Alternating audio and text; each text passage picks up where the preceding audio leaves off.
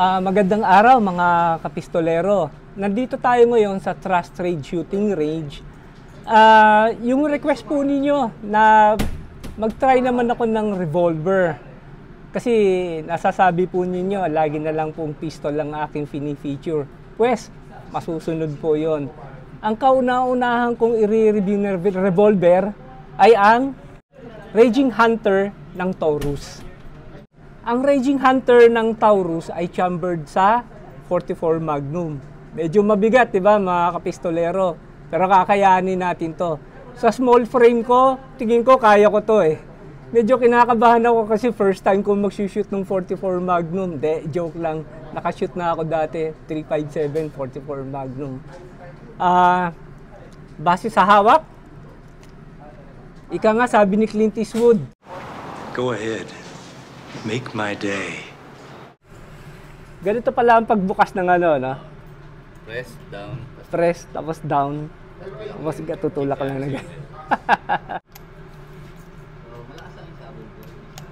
Malakas ang ano nito. Malakas ang sabog, pero kaya. Kaya naman. Babae nga kahapon siya, nag-test yun. Talaga? Dalawang round ng cylinder.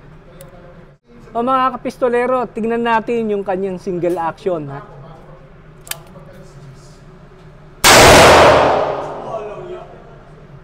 Grabe, Raging Hunter talaga.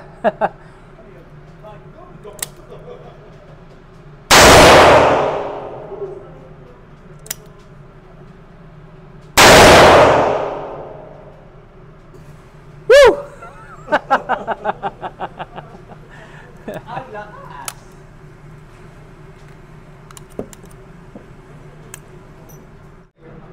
So pag double action siya, Matigas yan.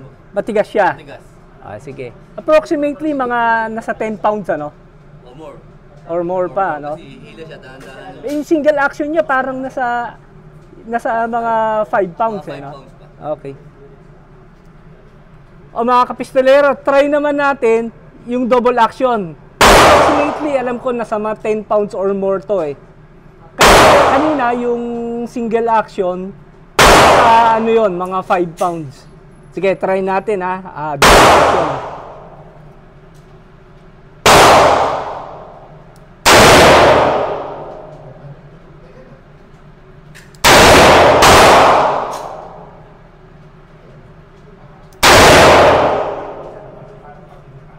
Medyo matigas pero kayang-kaya naman. Alam mo, natatawa na lang ako mga kapistolero kasi yung pagpumutok siya, yung 44 Magnum, marami naman mo sa mukha yung yung shockwave. But Ian, this is a 44 Magnum, the most powerful handgun in the world, and would blow your head clean off.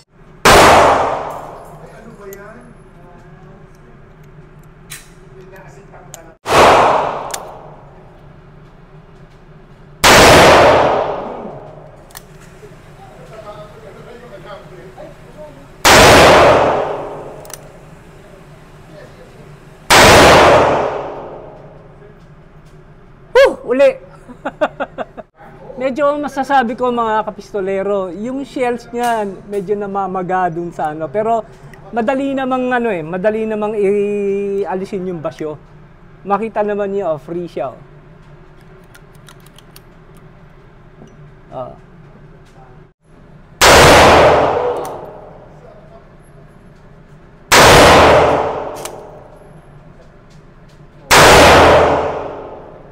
Parang kumukulog mga kapistolero. Kala mo may kulog dito sa loob ng range. Kita niyo yung bala, ang laki oh.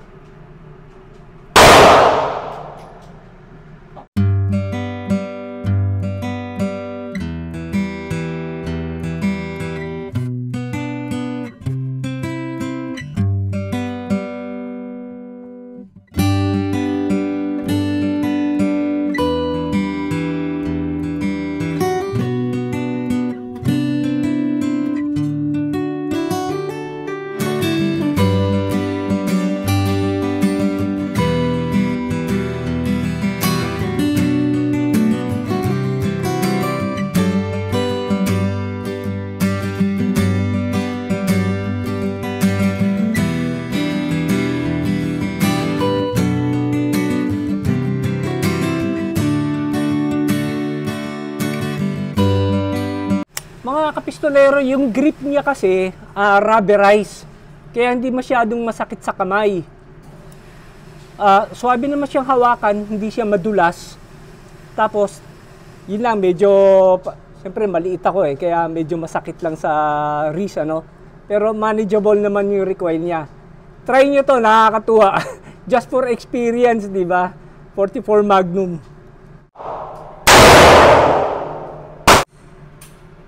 Okay, overall assessment, fun to shoot. Medyo mabigat yung baril, yung unit. Pero, manageable naman. Magandang ano, ako maliit nga ako pero kayang-kaya kong hawakan to Kayo pa kaya mga big guys. Okay? Big guys, big guns, match, di ba? Saan pa kayo? Dito na kayo sa Raging Hunter ng Taurus. Yan ang putok ko kanina ng 44 Magnum. Actually, ito, double action ko to. Pero itong lahat, mga single action to. Ayan, mga single action. Around mga nasa 5 meters to, mga kapistolero. And Sir Edu, konting tip nga, paano ba yung mga revolver hold? Para ano, kasi kaiba siya sa pistol, di ba? For revolver holding, importante, yakap mo yung buong grip niya. Then, tataas, high grip. Ganito yung kamay kasi itong pang single action. Single.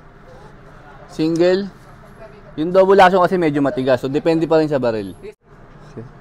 Same as sa pistol, pero kakaiba niya kasi ito, ang gagamitin mo siya ang pangkak. So, steady na itong right hand mo. Ito lang yung pangkak mo. Then, fire. Okay? Okay, mga kapistolero. Nasubukan natin tong Raging Hunter. Ang ganda niyang i-shoot. Kahit na mataas ang kalibre niya, 44 Magnum. Suwabe sa kamay. Nakita naman po ninyo kung paano ko siya i-handle, di ba? Medyo kinabahan lang ako kasi ang lakas talaga. Kaya sa susunod na adventure natin, samahan niyo po ulit ako mga kapistolero.